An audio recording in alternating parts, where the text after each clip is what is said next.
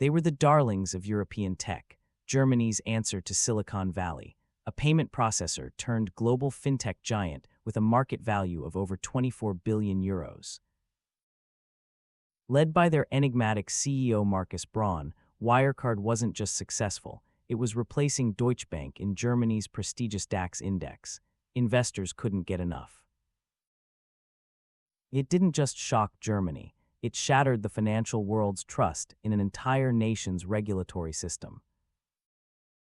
Founded in 1999, Wirecard began as a humble payment processor for gambling and porn websites, businesses traditional banks wouldn't touch.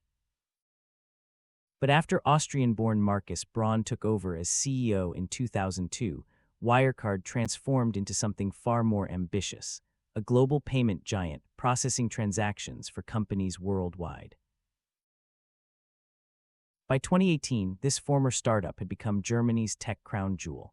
With over 5,000 employees and operations in 26 countries, Wirecard was valued higher than COMMERZBNK, one of Germany's oldest financial institutions.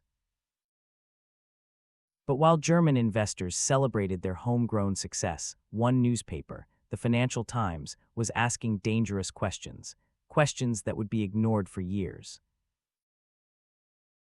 The secret to Wirecard's success, a staggering 90% of their profits supposedly came from just 3 business partners in Asia. On paper, these partners were generating billions. In reality, they likely never existed at all. When investigators finally looked for these billion-dollar partners, they found empty offices, confused locals, and bank statements that had been literally fabricated from nothing. The truth, nearly 2 billion euros that Wirecard claimed to have in Philippine banks, was a complete fiction, money that existed only in Excel spreadsheets and PowerPoint presentations. Inside Wirecard, brave employees tried to expose the fraud.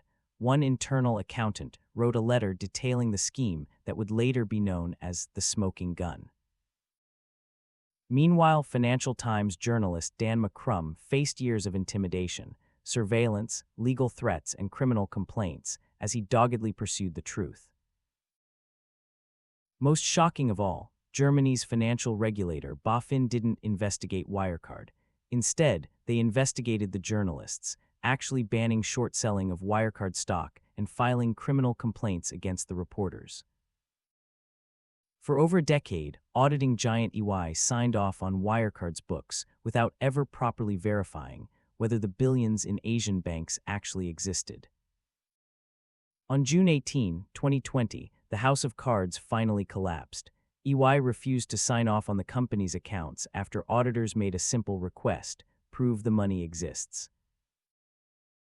Within hours, Wirecard was forced to admit that 1.9 billion euros, a quarter of their balance sheet, likely did not exist. Their stock plummeted 98%. CEO Markus Braun resigned, was arrested, and later charged with fraud, market manipulation, and breach of trust.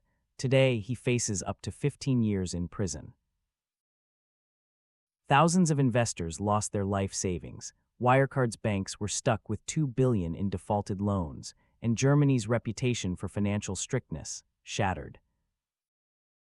The scandal triggered parliamentary investigations, complete regulatory overhauls, and deep soul-searching in a nation that prided itself on financial discipline. How could this happen? How could a company built on fraud become one of Europe's most valuable tech firms? The answer points to a perfect storm of willful blindness, national pride, and regulatory failure. The warning signs were there for years: impossible profit margins, mysterious Asian partners, aggressive attacks on critics, missing documentation. The Wirecard scandal proves that in the digital age, fraud doesn't get smaller, it gets bigger, more sophisticated, more damaging. The most terrifying question of all: how many Wirecards are out there right now, hiding in plain sight, their stocks in your retirement account, their executives celebrated as visionaries, until the inevitable day when the truth comes crashing down? Because if there's one lesson from the Wirecard scandal, it's this: when something seems too good to be true, it usually is. Want more untold stories of corporate deception? Hit subscribe and like the video. It will really help the channel. Until next time, thanks for watching.